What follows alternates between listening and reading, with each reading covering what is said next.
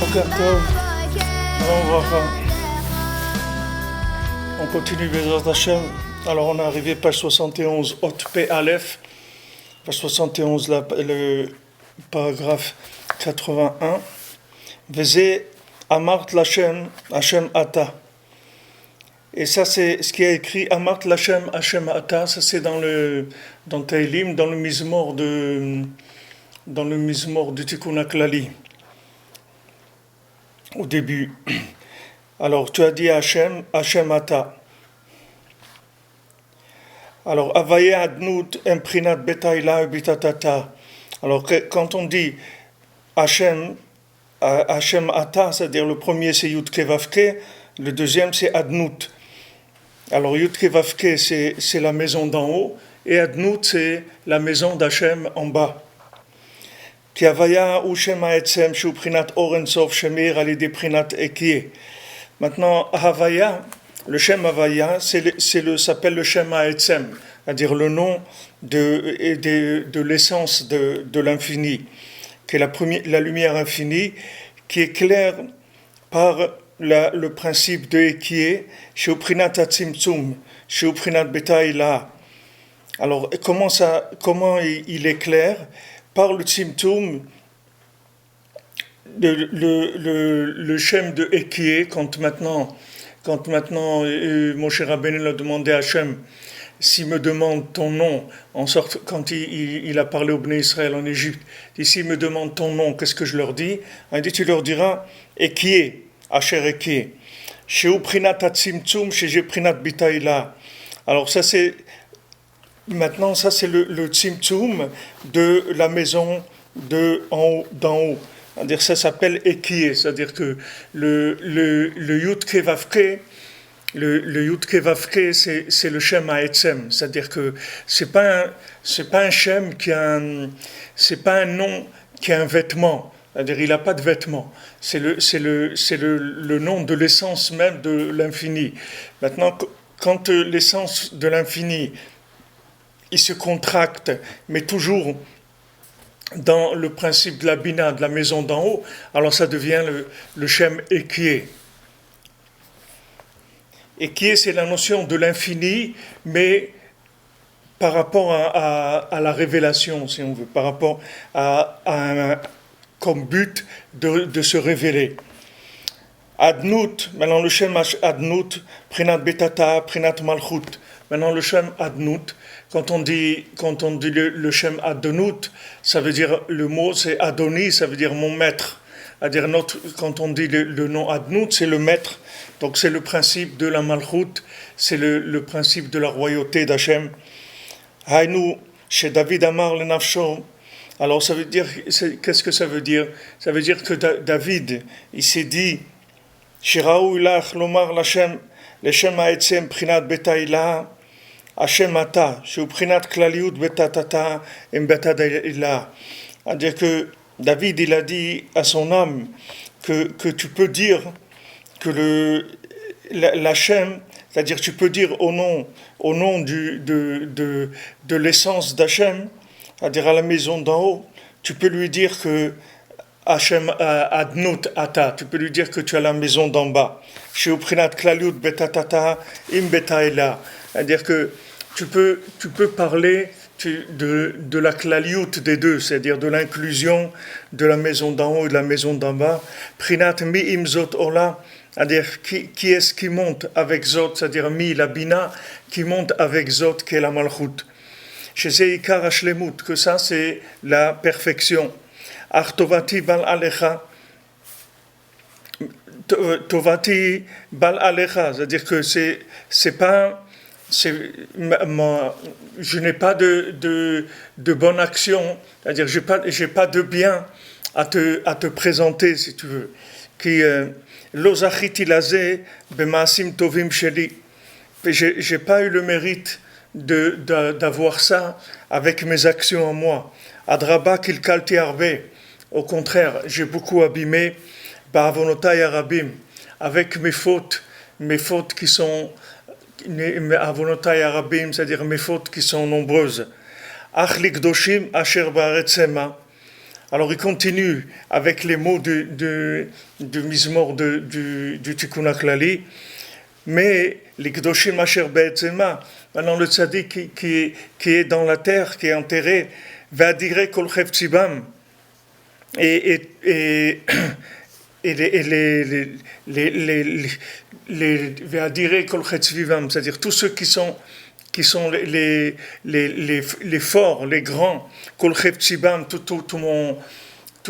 ma recherche, c'est-à-dire tout ce que je cherche, c'est en eux, dans les tzadikim qui sont shochnei afar, qui sont enterrés, chez kol kochi lazeh lichlol betatata im betaila, c'est-à-dire que toute ma force que j'ai, c'est-à-dire d'intégrer la maison d'en haut avec la maison d'en bas, chez uprinat amart lachem Hashem ata, c'est-à-dire qu'on a dit en haut, qu'est-ce que ça veut dire Hashem adnut ata, c'est-à-dire qu'on inclut les deux.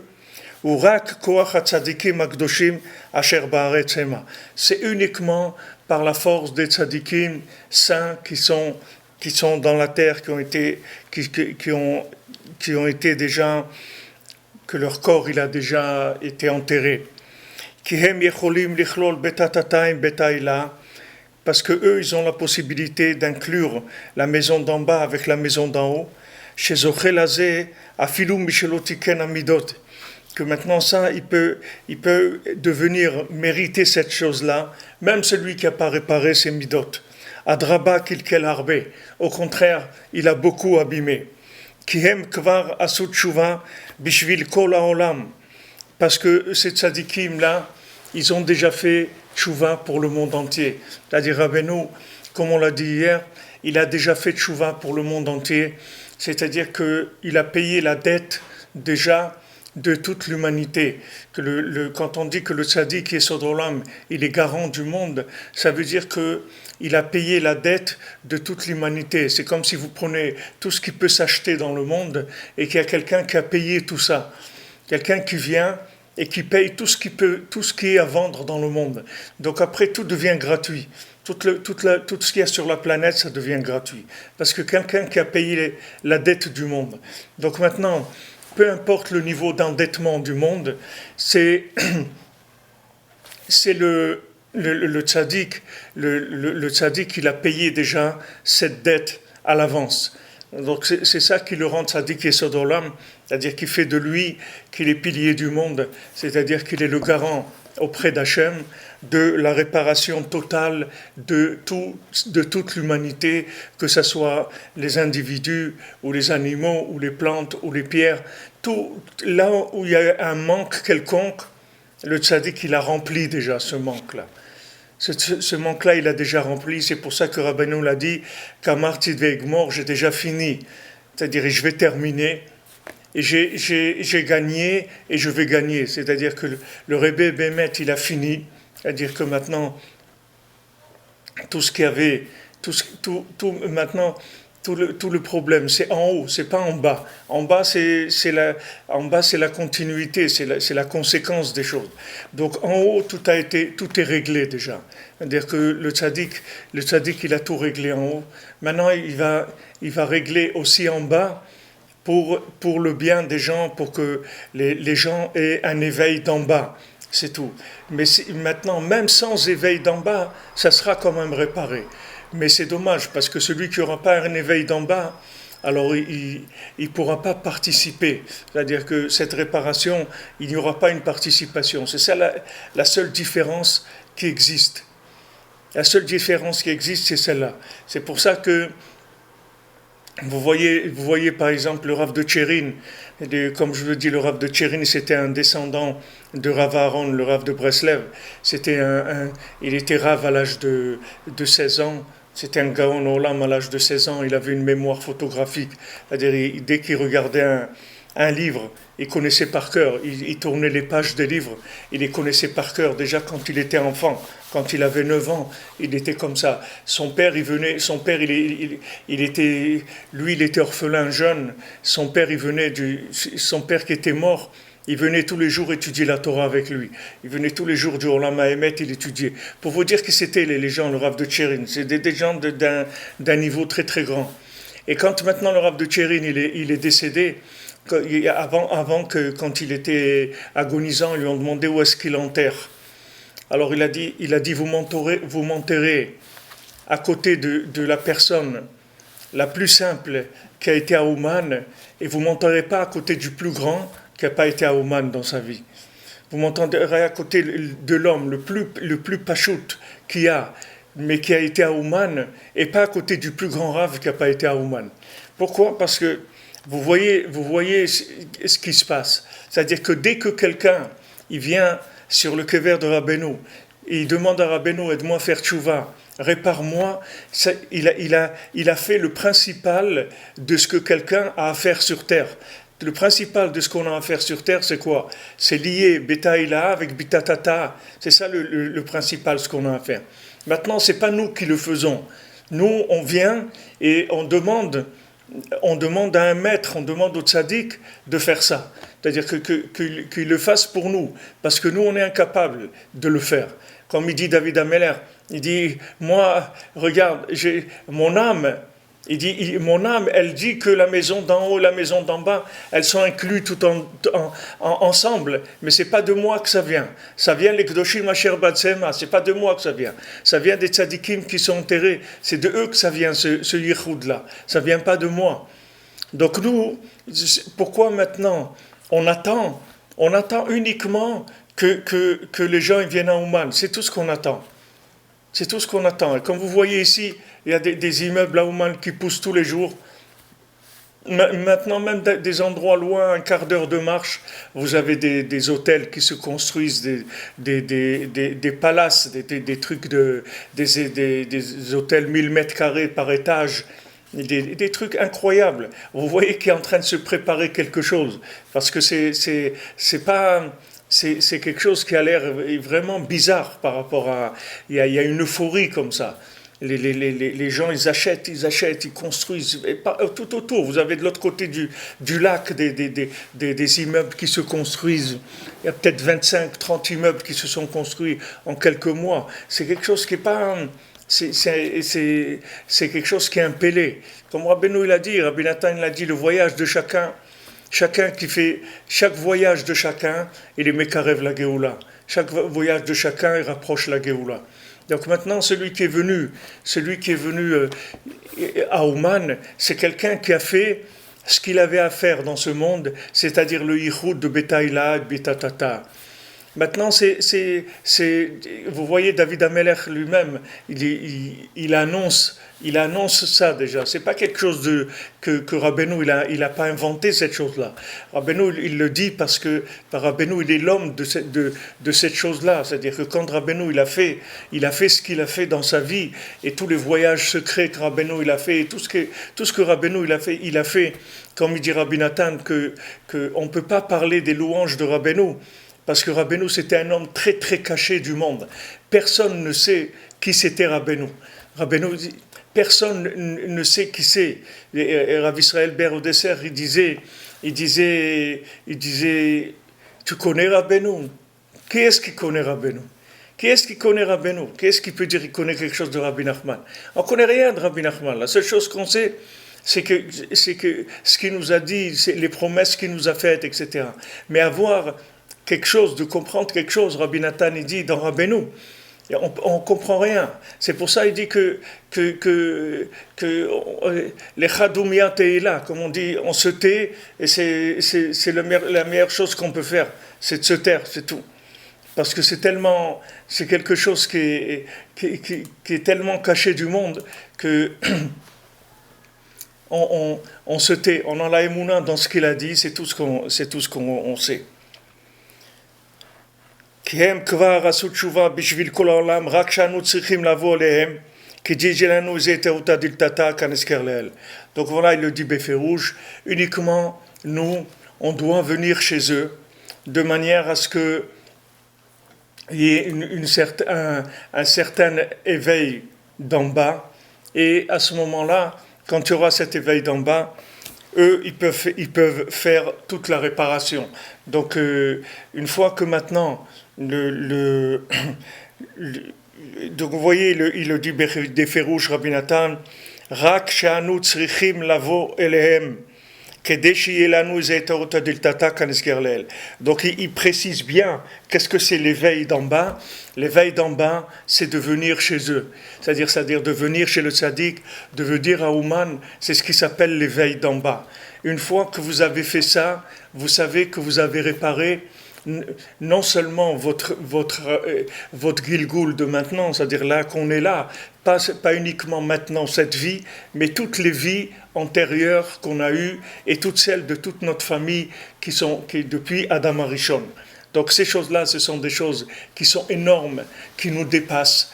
Et maintenant, ce qu'on doit avoir, c'est uniquement la Emouna, c'est tout. Ce qu'on a besoin d'Emouna.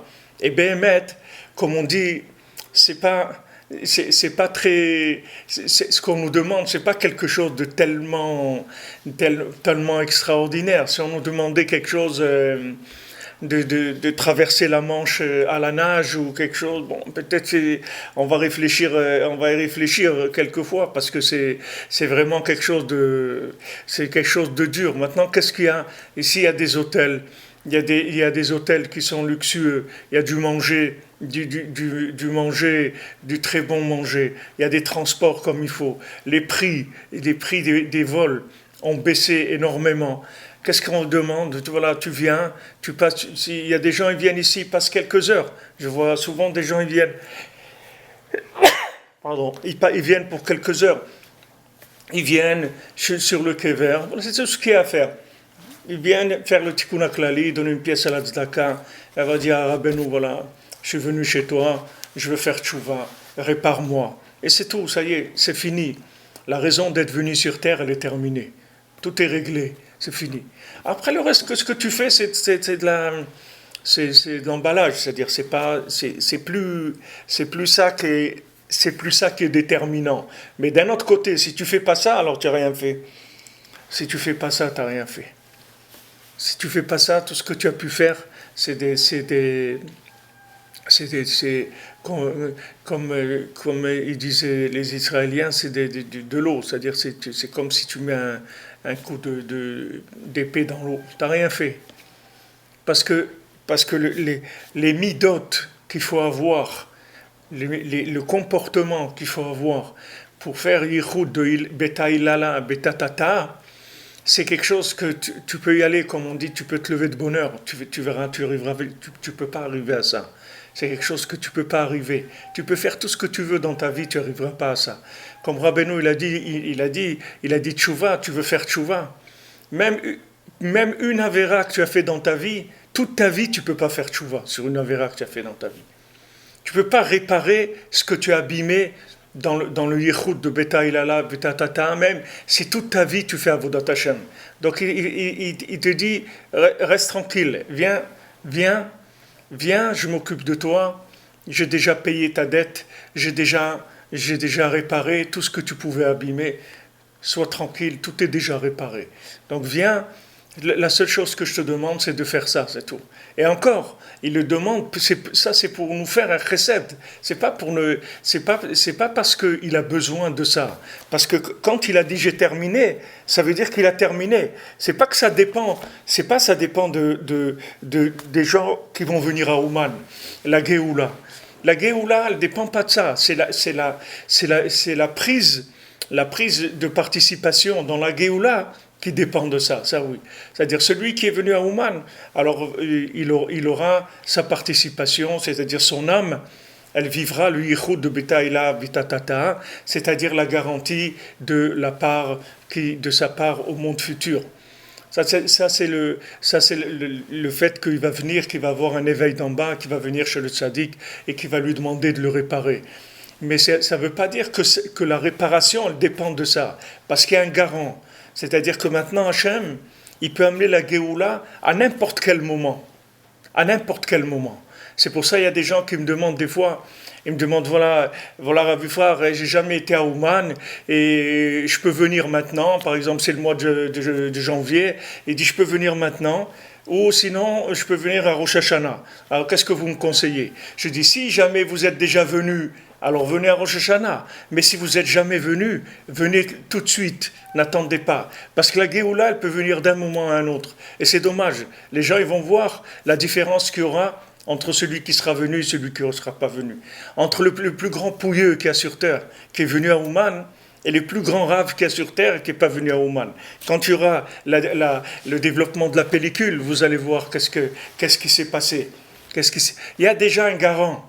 Il a déjà payé. Donc ce n'est pas la peine de faire semblant de payer. Ça ne sert à rien. Tu ne peux pas payer une deuxième fois.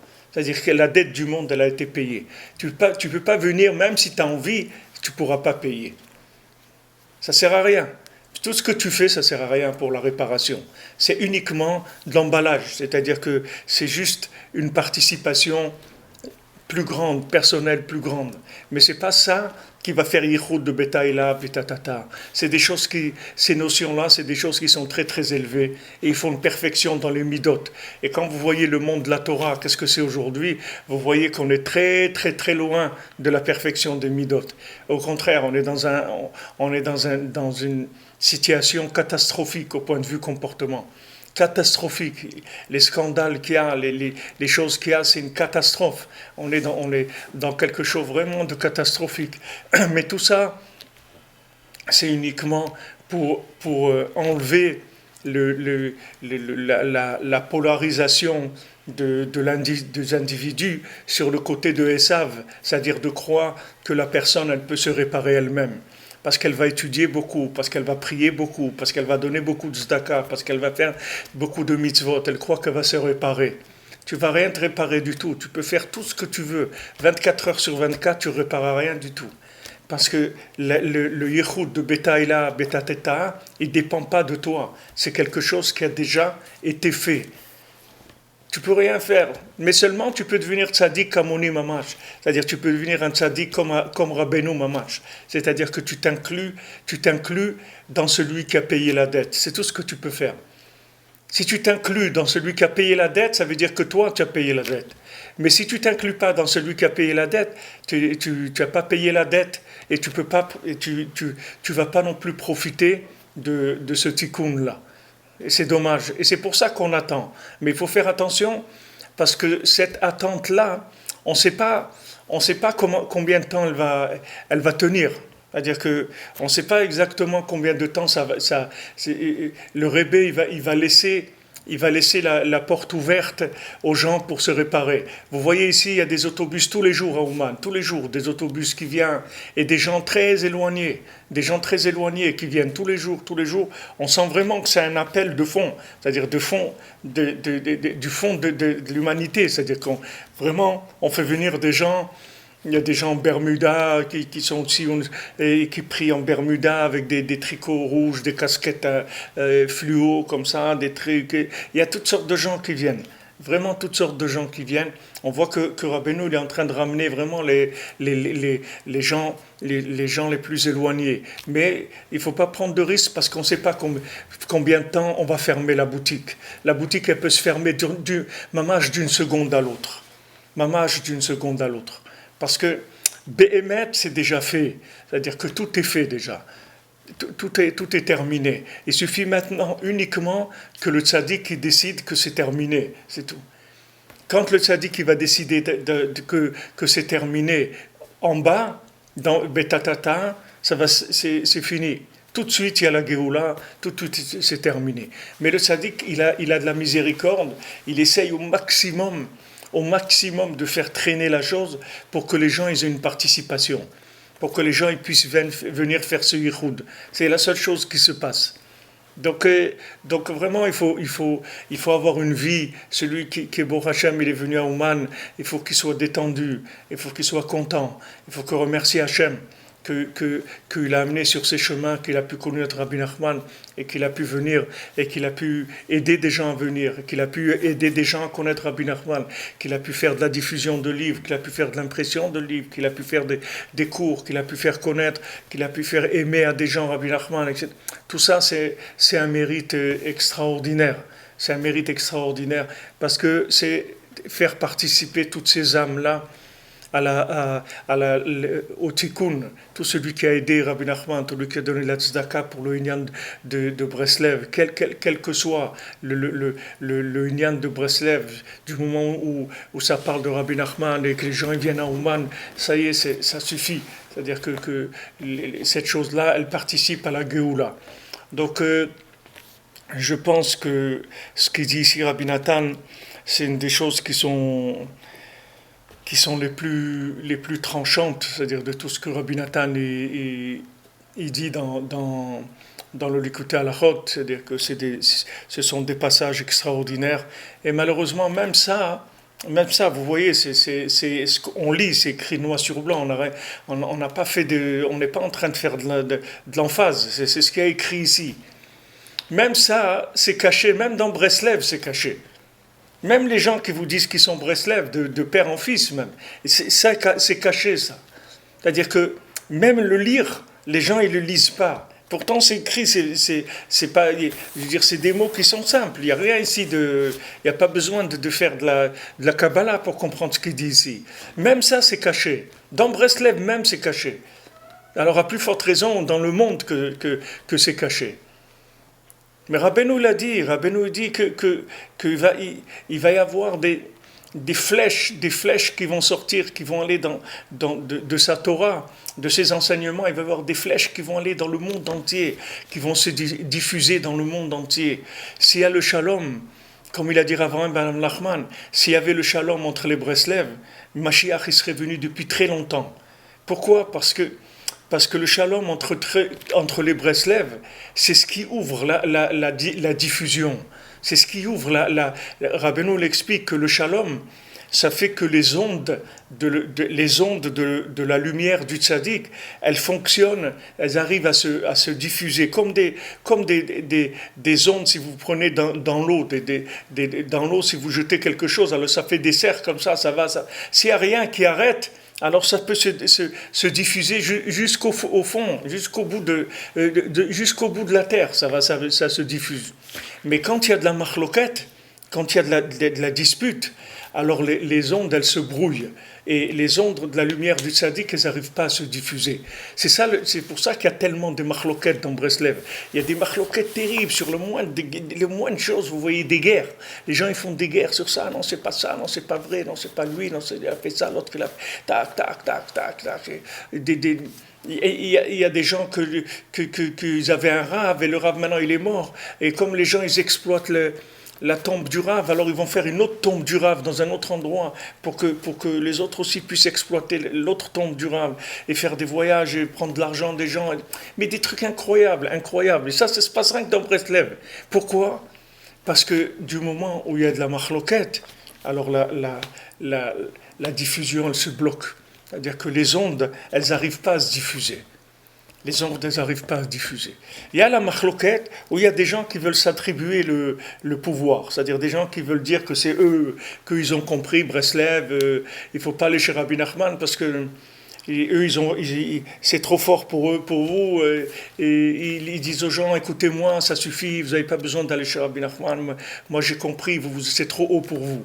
Il y a des gens qui disent ça, des rabbinim de Breslev, qui disent ça béférouche, clair aux gens. Ils disent, tu n'as pas besoin, toi, Rabbi Nachman, c'est trop fort. Moi, je vais t'expliquer ce que ça veut dire. Attache-toi à moi, ça te suffit. Tu n'as pas besoin. Il y a des gens qui osent dire ça avec leur bouche. Alors, ces gens-là, c'est encore pire que la machloket. C'est-à-dire, ils coupent ils court-circuitent complètement la possibilité de connexion avec le tzaddik. C'est-à-dire qu'ils font croire aux gens que ça dépend d'eux. Alors ça aussi, c'est quelque chose qui empêche la Géoula. Quelque chose qui empêche la Géoula. Alors la machloket, elle empêche la Géoula. C'est pour ça qu'on prie, on demande à Hachem qu'il n'y ait pas de machloket et on ne rentre pas. C'est-à-dire quand il y a une machloket, on ne répond pas. Si quelqu'un nous attaque, on ne répond pas. On ne répond pas. Parce que du moment où on ne répond pas, il n'y a pas de machloket. Machloket, c'est quand on répond. Si on ne répond pas, il n'y a pas de machloket. Comme Rabbeinu dit, pour répondre, il faut, pour faire une dispute, il faut être deux. Mais si quelqu'un il est tout seul, alors il ne peut pas se disputer. Tout seul, il ne va pas se disputer. Comme une blague, ils ont envoyé hier dans le WhatsApp, ils ont dit quelqu'un il est venu se plaindre chez un rab, il lui a dit ma femme elle est insupportable, elle me fait des histoires à n'en plus finir, je ne sais plus comment faire avec elle.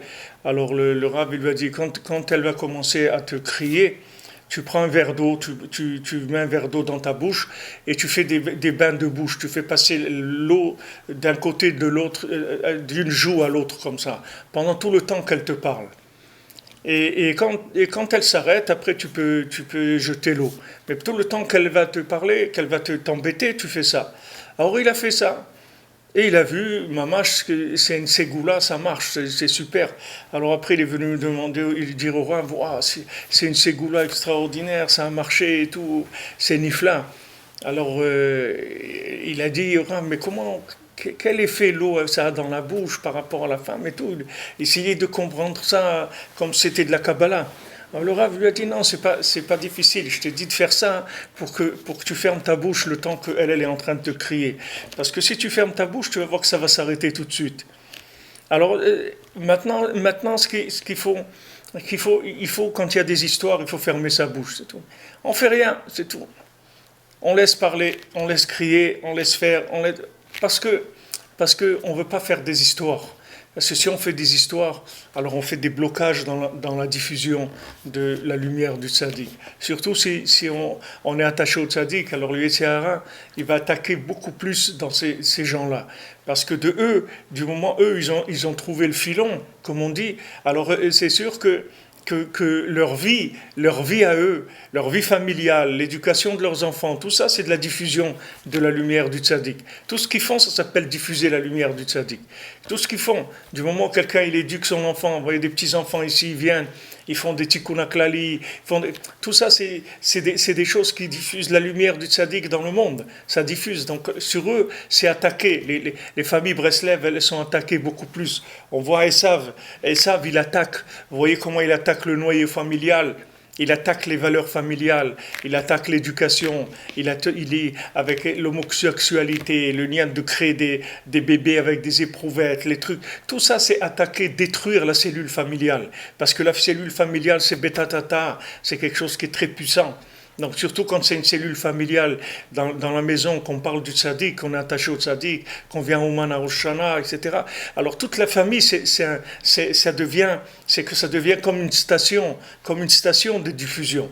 Alors ces gens-là, c'est sûr qu'ils sont attaqués. Ces couples, ils sont attaqués, ces familles, elles sont attaquées. Alors il faut faire attention, il faut rester tranquille. Il faut faire attention, il faut se calmer, il faut rester tranquille, il faut mettre de l'eau dans la bouche. Dès qu'il y a quelque chose, on met un verre d'eau dans la bouche et c'est tout. On garde l'eau dans la bouche le temps que ça passe. C'est-à-dire qu'on se tait, c'est tout. On se tait, c'est pas parce qu'on n'a pas de quoi répondre et qu'on peut répondre, on peut dire des choses, on a de la vérité à dire, on peut prouver qu'on a raison, mais tout ça, ça nous intéresse pas. Ce qu'on veut, nous, c'est qu'il n'y ait plus de disputes, c'est tout. C'est pas de prouver qu'on a raison, on veut pas avoir raison. De toute façon, vous n'aurez jamais raison parce que le tzaddik, il a réparé le monde déjà. Donc ça sert à rien que vous ayez raison. Normalement, que vous ayez raison, ça sert à avancer, comme on dit, à faire avancer le schmilblick, oui, si vous avez raison. Alors vous allez faire progresser la vérité dans le monde. Mais si maintenant vous savez qu'il y a quelqu'un qui est arrivé déjà au bout, que la chose dont vous voulez parler, elle a déjà été faite. Donc ça y est, ça sert à rien d'avoir raison. Quoi ça sert? Ça va rien amener dans le monde. Mais par contre, s'il y a du shalom, alors ça c'est nifla. Ça c'est nifla. S'il y a du shalom, vous créez des réseaux de diffusion, des régions de diffusion. Et maintenant, je voyais Rabbeinu comment il parle de ça, comment il parle de cette clipa-là, de ces apicorsim, de ces philosophes qui empêchent la lumière d'Hachem de se révéler dans le monde, de se diffuser dans le monde. Ils empêchent, ils attaquent le betatata, la maison d'en bas. Ils laissent pas les choses se faire. Et le tzaddik qui se bat contre eux sans arrêt. Mais si maintenant il y a du shalom, alors ce shalom-là, il permet une diffusion extraordinaire. La diffusion, elle se fait à grande échelle, c'est-à-dire dans le monde entier. Bon, Hachem, aujourd'hui, Hachem il nous a donné des outils comme l'Internet pour diffuser dans le monde entier. Bon, Hachem, il y a des gens, tous les jours, ils écoutent les shiurim de Rabbeinu, tous les jours, la parole de Rabbeinu, elle va au bout de l'humanité, partout, en Afrique, partout, ça va partout. C'est déjà messianique. Mais si on veut que ça s'ouvre, le canal il s'ouvre complètement. Quand vous voyez des gens qui ont nous, au Hachem, il y a quelques centaines de gens qui regardent, peut-être quelques milliers de gens qui regardent tous les jours. Mais vous voyez des gens disent des bêtises. Vous voyez là-bas, ils ont 50 millions de gens qui ont regardé. Parce que pour l'instant, c'est Esav avec ses bêtises qui a le monopole de la diffusion, le monopole des médias. C'est lui qui domine ça. Alors lui, il attaque, vous voyez tous les points que lui, il attaque, vous voyez que c'est ça les points importants. Là où il attaque, c'est ça qui sont les choses importantes. Donc nous, on doit travailler pour le shalom, comme Kadosh Baruch Hu dit, il a jeté le émet pour le shalom. C'est-à-dire ce qui est important, c'est pas le émet.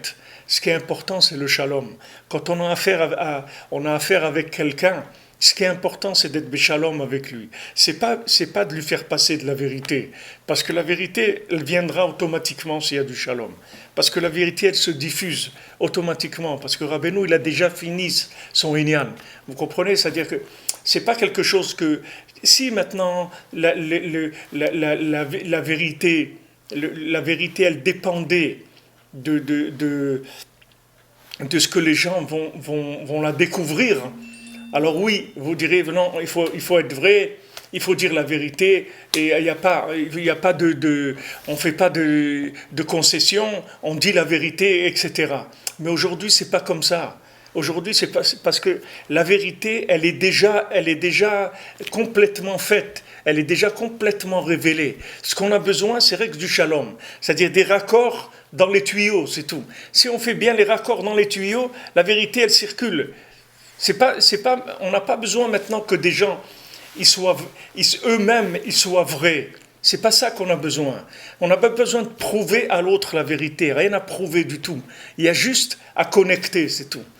De faire des raccords entre les gens. S'il y a du shalom, la vérité, elle circule automatiquement.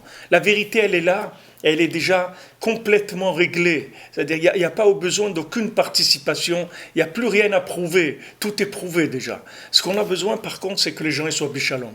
S'ils sont béchalom, les ondes de la vérité, elles se propagent. S'il y a des machloquettes, ça s'arrête. Donc, c'est ça qu'il faut viser.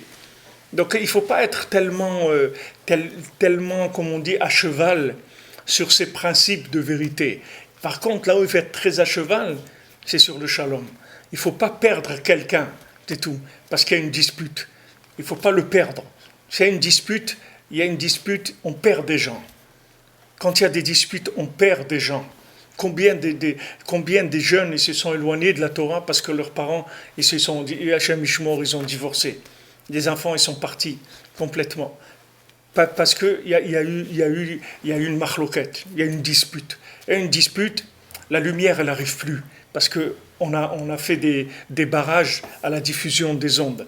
Donc c'est vrai que c'est un Messirut Nefesh. C'est vrai qu'il y a des vies qui sont très très difficiles. On ne dit pas que c'est facile. Il y a des vies qui sont extrêmement difficiles. Mais c'est pas grave. C'est pas grave. Le principal, c'est de faire... C'est d'être dans la connexion, c'est ça, c'est de travailler pour la connexion, c'est ça le principal. Donc chaque fois que je ferme ma bouche, je ne ferme pas ma bouche parce que j'ai tort, je ne ferme pas ma bouche parce que j'ai rien à dire, je ferme ma bouche parce que je veux qu'il y ait du shalom, c'est tout. Alors maintenant, il y a un shalom qui est de la diffusion comme on dit, de la diffusion réelle, c'est-à-dire de la diffusion effective, c'est-à-dire qu'on parle de la vérité entre des gens qui connaissent déjà le tzaddik et tout, alors on parle entre nous, on développe, etc., c'est extraordinaire. Mais il y a aussi un shalom dans lequel il n'y a pas de bouche, ça s'appelle shalom she'en lopé, comme Yosef. Les davro le shalom. Ils ne pouvaient pas parler avec lui, Béchalom, ses frères. Ses frères, ils ne pouvaient pas parler avec lui. Il ne pouvait pas. C'est-à-dire, c'est un shalom, Rabbeinu dit, mais c'est un shalom où il n'y a pas de bouche. C'est-à-dire, on ne peut pas parler. Mais ça ne fait rien. Ça fait rien. Ça aussi, c'est bien. Même un shalom où on ne peut pas parler, c'est bien. Parce que ça s'appelle un shalom. C'est-à-dire qu'on ne se dispute pas. On ne se dispute pas, on ne parle pas. Parce qu'on sait si on parle, il va y avoir des étincelles. Donc on ne parle pas. Il y a des gens qui se croient obligés de prouver la vérité à leur conjoint. Il n'y a pas besoin de lui prouver, rien du tout. Il n'y a rien de prouver. C'est plus important de rester béchalom que de prouver la vérité avec des disputes. Si maintenant tu as besoin de faire des histoires pour prouver la vérité, cette vérité, jette-la, c'est tout. On n'a pas besoin de ta vérité, tu ne comprends pas? Il faut que tu comprennes ça. C'est que ta vérité, elle ne sert à rien. C'est pas de ça qu'on a besoin. On n'a pas besoin que tu aies raison. T'occupe pas. Ce qu'on a besoin, c'est que tu fasses des raccords. Tu coupes pas la chaîne, c'est tout. Ne lâche pas la chaîne. Ne coupe pas les maillons de la chaîne parce que tu sais pas combien de gens ils vont tomber à cause de ça. Donc toi, tu es un maillon dans la chaîne. Et ce que tu fais, c'est que tu tiens le coup, c'est tout, entre les opposés. Chaque fois qu'on va t'éprouver dans la vérité, parce que bien sûr, on va venir, le Tiara, il ne va pas venir te faire des disputes sur des bêtises, il va pas te faire des disputes sur qui est-ce qui a gagné aux Jeux Olympiques, il va venir te faire des disputes sur des choses qui ont l'air beaucoup plus importantes. Alors sache que quand maintenant le Yetzirah il vient et il s'habille dans cette mitzvah soi-disant de défendre le kavod de la Torah, de défendre le kavod d'Hachem, ou de défendre même le kavod du tzaddik, comme il disait Rav Chaim Alav Shalom, le meilleur conseil qu'il y a, c'est que tu fermes ta bouche, c'est tout. Ça, c'est le meilleur conseil qui existe. Tu fermes ta bouche, c'est tout. Pour rester béchalom, pour rester du béchalom. C'est extrêmement important parce que c'est l'outil de la diffusion. Rabbeinu, il dit là-bas que maintenant la diffusion, elle se fait par le fait qu'il y a du shalom. Et maintenant, quand il y a du shalom, alors on enlève l'apikorsout qu'il y a dans le cœur de chacun, par le fait qu'il y a du shalom. Nous on n'a pas besoin de faire ça. Le tzaddik, qui fait ça. Mais nous, ce qu'on a besoin, c'est de tenir la chaîne. Donc il faut faire attention, même si on ne parle pas, même si on ne se parle pas, c'est pas grave. Le écart, c'est qu'on ne se dispute pas, c'est tout. Même si on ne se parle pas, c'est pas grave. Les frères de Yosef, ils ne pouvaient pas lui parler, parce qu'ils n'arrivaient pas, ils étaient trop énervés contre lui, qu'il se disait être le tzaddik de la génération, etc. Mais ça fait rien. Comme Rabbi Nathan il nous a dit déjà avant, au moins que tu ne fais pas d'histoire. Au moins tu ne viens pas faire des histoires, c'est tout. Du moment où tu ne fais pas des histoires, tu fais partie de la chaîne de transmission. Parce que tu restes, tes éléments qui sont dans ton pouvoir, alors les éléments qui sont dans ton pouvoir, tu vas les maintenir dans la malchoute. C'est-à-dire que tu laisses tous ces éléments-là, ils vont fonctionner dans Beta Tata. Donc vous voyez les points qui sont attaqués par Esav, qu'il arrive même à détruire les familles qui sont dans la Torah, qui connaissent la Torah, etc. Même ça, il arrive à détruire avec sa folie qu'il a rentrée dans le monde. Donc ça, c'est très très important pour le inyan de la diffusion du tzaddik. C'est-à-dire que si quelqu'un il veut être un vrai diffuseur de la Torah du tzaddik, un des éléments principaux, c'est qu'il sache fermer sa bouche, à la maison, avec ses enfants, au travail, à la synagogue, n'importe où qu'il ferme sa bouche, c'est tout. Qu'il ferme sa bouche, c'est tout. Si maintenant il sent qu'il y a une bonne atmosphère, que l'air, comme on dit, et que l'air est pur, alors il peut y aller, il peut parler. Si maintenant l'air n'est pas pur, qu'il reste tranquille, c'est tout. Pas besoin de parler. Pas besoin de parler parce que quand il ne parle pas, c'est-à-dire si maintenant il pense qu'en parlant il va faire une histoire, alors il vaut mieux qu'il ne parle pas. Si ce qu'il va dire ça va faire des histoires, alors il vaut mieux qu'il ne parle pas. Il dit rien, c'est tout, c'est pas grave. Tant qu'il dit rien, la diffusion elle se fait, c'est-à-dire le canal il est ouvert. C'est ça ce qu'on veut, c'est ça ce qu'on demande. Donc maintenant, tout ça pourquoi? Pour arriver à Taruta del Tata, c'est-à-dire qu'une personne et vous voyez des fois des gens ils se trouvent dans des discussions, même dans des endroits qui ne sont pas des endroits de Torah. Quelqu'un est au restaurant et tout, et vous avez quelqu'un, un jeune qui vient, il dit ah ouais j'aimerais aller à Ouman et tout, et comme ça vous savez même pas d'où ça vient. C'est même pas dans la discussion, on est en train de parler d'autre chose complètement. Et un jeune comme ça de 17 ans, 18 ans, il dit j'ai envie d'aller à Ouman. Et les parents, ils regardent et disent, mais qu'est-ce que tu as à faire, toi, avec Ouman? Et tout, non, mais j'ai envie d'aller à Ouman. Alors, bien sûr, il ne faut jamais empêcher quelqu'un, hein, il faut, au contraire, il faut l'embrasser les pieds, quelqu'un qui a envie d'aller à Ouman. Quelqu'un qui a envie d'aller à Ouman, un jeune qui a envie d'aller à Ouman, ou même moins jeune, il a envie d'aller à Ouman. Et c'est extraordinaire.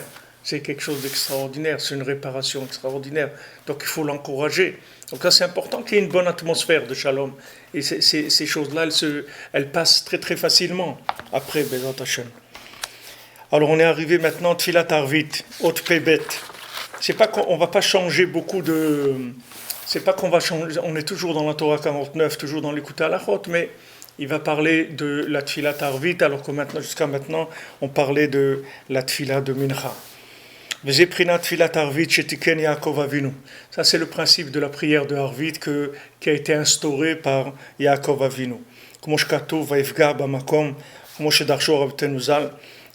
Il a, il a cogné sur l'endroit, il est arrivé dans l'endroit, qu'on parle de Pgia, c'est-à-dire de rentrer, de cogner, ça veut dire la prière.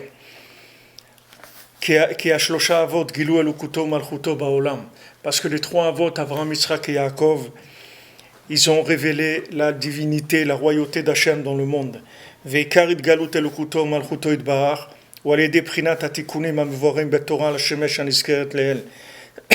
Maintenant, le ikar de la révélation de la royauté d'Hachem et de son pouvoir, c'est par les tikkunim qui sont expliqués dans cette Torah 49.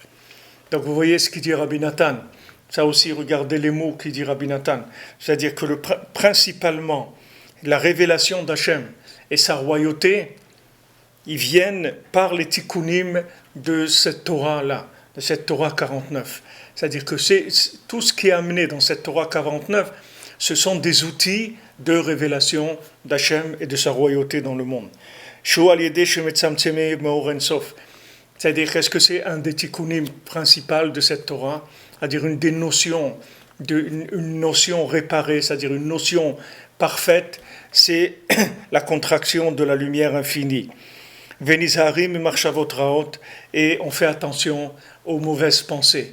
Donc ce sont les deux outils principaux qui sont révélés dans cette Torah, qui permettent de révéler Hachem dans le monde. D'un côté, on doit contracter l'enthousiasme, c'est-à-dire de ne pas aller trop haut, de pas aller trop vite, de ne pas aller trop fort, c'est-à-dire de contracter la lumière. Et d'un autre côté, on doit faire attention aussi aux mauvaises pensées qui viennent nous attaquer, parce que une fois qu'on a contracté la lumière, comme on l'a expliqué, ça veut dire que maintenant, on a de l'énergie. Une fois qu'on a de l'énergie, il faut faire attention aux mauvaises pensées. C'est comme si vous prenez une voiture. D'abord, il faut avoir de l'essence, d'accord? Pour avoir de l'essence, il faut raffiner du pétrole, il faut faire il y a quelque chose à faire, okay? Il y a des tzimtzumim, des contractions à faire, c'est-à-dire un travail qui est à faire sur la chose, contracter de la lumière.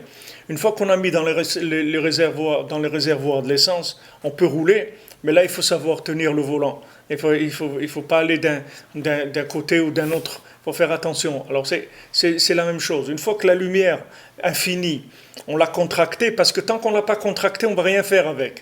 On peut être dans de l'extase, on peut dire c'est super et tout, mais on va rien faire de notre vie.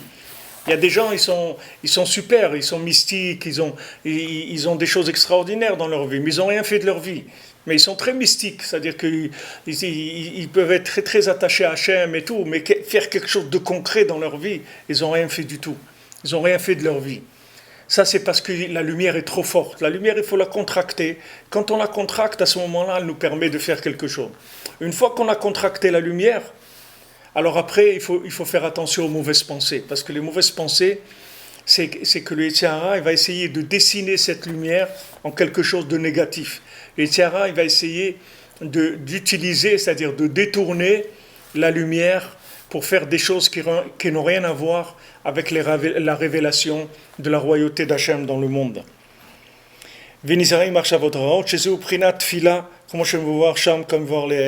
Donc ça, c'est le principe de la prière, comme on l'a vu avant. C'est-à-dire que la prière, c'est le principe le lien de tfila, ça vient du mot nefila, c'est-à-dire descendre. La prière, c'est faire descendre la royauté d'Hachem dans le monde, puisque du moment où on s'adresse à Hachem, on lui demande, alors à ce moment-là, on, est, on a révélé que c'est lui le patron, c'est tout. Quand on s'adresse à lui, alors on a révélé qu'il y a un patron dans le monde et que c'est lui qui gère. Donc le principal de la révélation de la royauté d'Hachem dans le monde se fait par la prière. Valken kol echad me'avot tiken tfila achat. C'est pour ça que chacun de nos ancêtres, il a mis en place, il a instauré une prière. Avraham tiken shachrit.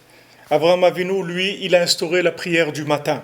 Sheaz meir oriom, que le matin, il y a la lumière du matin, la lumière du jour qui éclaire. Shenimshach meor ensof sheu or kol haorot. Ça vient de la lumière infinie, qui est la lumière de toutes les lumières. C'est-à-dire la lumière du soleil, elle provient de la lumière infinie. C'est juste une contraction de la lumière infinie, le soleil. Aval ifshar le kablo mi ribouy or. Mais c'est impossible de le recevoir à cause du ribouy or, parce qu'il y a trop de lumière. Ou Mahmad Zé nirshal Adam Arishon, al shelo nisim tsema or karaou, leistakel bame de lo havele reshu, comme on dit Tikkun Zohar. C'est avec ça qu'il a trébuché Adam Arishon, qu'il a voulu voir des choses qu'il n'avait pas le droit de voir. C'est-à-dire il a voulu comprendre des choses très rapidement. Il devait rester tranquille et faire ce qu'on lui disait de faire. On lui a dit ne mange pas de ça. Il ne mange pas, c'est tout. Même si c'est vrai que c'est très attirant et c'est très intéressant et tout, mais pour l'instant je reste tranquille parce que c'est pas mon niveau. Donc il devait rester normalement tranquille, comme c'est écrit dans Tikkun Zohar. ובפרט מה שלא שמר מחשבה כראוי, כמו תשם בתיקון זוהר. אדם הראשון במחשבת חב. Maintenant, c'est surtout, il a pas fait attention à la pensée. C'est-à-dire que plus que la contraction de la lumière, c'est-à-dire qu'il n'a pas fait attention à sa pensée, comme il dit le Tikkun Zohar, que Adam Arishon, il a fauté au niveau de la pensée. C'est-à-dire que quand maintenant il y a un ribouille or, alors il y a une déviation, c'est-à-dire la lumière, elle est trop forte, donc ça fait qu'elle n'est pas, elle est pas malléable, si vous voulez, elle est trop forte. Alors maintenant, cette lumière trop forte, après, elle peut amener la personne à vouloir faire des choses qui n'ont pas de rapport avec elle-même, avec la personne elle-même. C'est trop haut pour lui, c'est trop fort pour lui. Donc ça devient des mauvaises pensées, c'est-à-dire que c'est des pensées qui sont pas concrètes, c'est-à-dire qui sont pas actuelles pour lui. C'est pas réel, c'est pas quelque chose qui a une réalité avec lui. Il va faire des choses qui sont complètement à côté de lui-même. Donc ça vient du ribouille or. Mais ici, le Tikkun Zohar, ce qu'il dit, c'est que Adam Arishon, il a fauté dans la pensée. C'est-à-dire que ce n'est pas uniquement qu'il était dans le ribouille or. Aussi, le serpent, il lui a traduit ce ribouille or en quelque chose de concret, en lui disant vous allez devenir des dieux vous-même, vous allez devenir vous-même des créateurs, etc. Il lui a fait tout un travail dans la pensée. C'est pas uniquement qu'il était dans l'extase de la lumière, qu'il était attiré par la lumière. C'est que lui a aussi concrétisé ça par une philosophie aussi.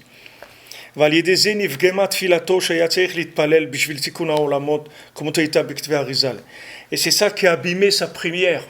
Adam Arishon, il devait prier pour la réparation des mondes. Et sa prière, elle a été abîmée par le fait qu'il a eu des mauvaises pensées, par le fait qu'il a dévié dans les concepts, comme c'est écrit dans les écrits du Harizal. Afal Pisheshav B'tshuva Acharkar. Bien qu'après qu'il ait fait tchouva, on a dit avec le Shabbat, Vechen Acharkar Hayu Kama Tzadikim Gdolim. Et après même Adam Arishon, il y a eu beaucoup de grands tzadikim dans le monde. Aval Lo Asku B'tikun Haolam. Mais ils ne sont pas occupés de la réparation du monde. Les galot et le couteau malchuto baolam. Ils ne se sont pas occupés de révéler la divinité et la royauté d'Hachem dans le monde. Hagashmi azeh, comme Avraham Avinu. Dans ce monde-là, matériel comme Avraham Avinu. Avraham Avinu, lui, il a passé toute sa vie à ça, à faire connaître Hachem dans le monde. Il faisait connaître Hachem dans le monde, il invitait des gens à manger, il leur disait de faire le Birkat Amazon. Il parlait d'Hachem au monde, il faisait connaître Hachem au monde. Lui, c'est le premier homme qui s'est occupé de ces tikkunim, de la contraction de la lumière dont on a parlé avant. De manière à révéler la lumière d'Hachem de façon graduelle et mesurée. Jusqu'à qu'il est arrivé à révéler la royauté d'Hachem à tout le monde. Comme Rashi il a expliqué dans le pasuk, Hachem, le Dieu du ciel et le Dieu de la terre. Au début, il n'était appelé que le Dieu du ciel. Uniquement grâce à Avraham Avinu, il s'est appelé le Dieu de la terre. C'est-à-dire pourquoi ? Parce que Avraham Avinu, il a révélé que Hachem, il est sur terre. Hachem, il n'est pas que dans le ciel. Hachem, il est sur terre. Même ceux qui avaient la émouna dans Hachem, que Hachem, il est dans le ciel, mais il leur manquait la émouna dans Hachem sur terre, c'est-à-dire le principe de l'ashgacha pratit, le principe de savoir qu'Hachem, c'est grâce à lui qu'on a tout ce qu'il y a dans le monde, et que Hachem, il se trouve derrière chaque pensée, chaque parole, chaque acte qu'il y a dans le monde, c'est Hachem qui fait cette chose-là. Ça, c'est l'ashgacha pratit, c'est Elokei haaretz. Ki hu gila elokuto ba'olam. Alken itril Avraham betikun atfila. C'est pour ça qu'Avraham Avinu l'a commencé d'abord par mettre en place la prière. Parce que comme l'outil principal de la révélation de la royauté d'Hachem se fait par la prière, donc Avraham Avinu il a commencé par ça. Il a dit on va commencer par révéler Hachem avec la prière. Et donc il a mis en place la prière de Shachrit, que à ce moment-là tous les tikkunim de la tfila, ils se font, c'est-à-dire tout ce qui est tikkun de la tfila, c'est-à-dire tous les outils de la tfila, vous allez les trouver dans Shachrit. C'est-à-dire que c'est la liya des olamot, c'est-à-dire c'est faire monter les mondes. Qu'est-ce que ça veut dire faire monter les mondes ? C'est-à-dire attacher tous les mondes à Bethila, c'est-à-dire tous les mondes, on les attache, on passe des corbanotes, on fait d'abord les corbanotes, après on fait les psuké des Zimra, et après on fait le Yotzer, et après on fait la Hamida. Maintenant ça, c'est les 4 olamot, c'est-à-dire le premier, on fait Aliyah, du monde d'Abria, c'est-à-dire du monde pas du monde d'Abria, pardon, du monde d'Asiya, ici le monde de l'action. Donc ça, on dit les corbanotes. Quand on dit les corbanotes, c'est-à-dire les sacrifices, on les dit avec la bouche. Alors on lit tout ce qui est animal, tout ce qui est matériel, on le lit avec Hachem. Après, on passe au Lama Yetzira, que l'Oyam et Yetzira, on le dessine par les psuké des Zimra, c'est le monde de la Yetzira, du dessin, comme on a parlé ici, de Yetzer Tov, Yetzer Hara. C'est-à-dire que là, on dessine avec les psuké des Zimra, avec les chants de David Ameller. Après, on passe dans le Yotzer, que c'est Olam Bria, et après, on passe dans Atzilut, que c'est la Shmona Esrei. Quand on rentre dans la Shmona Esrei, c'est Olam Atzilut. Et après, ce qui est après, c'est pour faire c'est-à-dire que quand la première partie de la prière, c'est-à-dire ces quatre niveaux-là, c'est pour faire monter Beta, Tata, vers Beta, Ila, c'est-à-dire on monte jusqu'en haut, et après on descend. C'est-à-dire on fait les filat tapaïm, on fait le tachanoun, et après on fait la gdusha des sidra, c'est-à-dire cette gdusha qu'on fait Ashrei et ou Baletzion. Ça c'est pour faire inclure, comme le Magen David, c'est-à-dire que la première partie de la prière, c'est le Magen David qui a la pointe en haut, c'est-à-dire c'est la première partie jusqu'après la Hamida. Et la deuxième partie de la prière, à partir de la Chazara du Shaliach Tzibour, c'est la pointe en bas, c'est-à-dire que les premières parties, on lit la maison d'en bas avec la maison d'en haut, et la deuxième partie, on lit la maison d'en haut avec la maison d'en bas. C'est-à-dire c'est les deux phases qu'il y a dans la prière de Shachrit. Et c'est la prière de Shachrit, elle inclut tout le principe de la prière en elle. C'est-à-dire que dans le principe de la tfila du matin, on a tous les aspects de la prière. c'est-à-dire que ça soit l'aspect de monter vers le haut ou de descendre, de faire descendre le haut vers le bas, comme Elul, c'est-à-dire Ani les Dodi ve Dodili, c'est le Magen David. Ani les Dodi, moi je suis pour mon bien-aimé, Dodili et mon bien-aimé il est pour moi. C'est-à-dire que ça va de haut en bas et de bas en haut, ça lie les deux, Bezrat Hashem. Alors on continuera Bezrat Hashem dimanche et Rosh Chodesh Elul Bezrat Hashem. Et donc ce soir on continue le Rosh Chodesh Bezrat Hashem, on fait le Rosh Chodesh à la Chavav, on a commencé la semaine dernière. On continuera ce soir à 3h sur internet pour ceux qui ont la possibilité de se réveiller, de se connecter Bezrat Hashem. Yom Tov.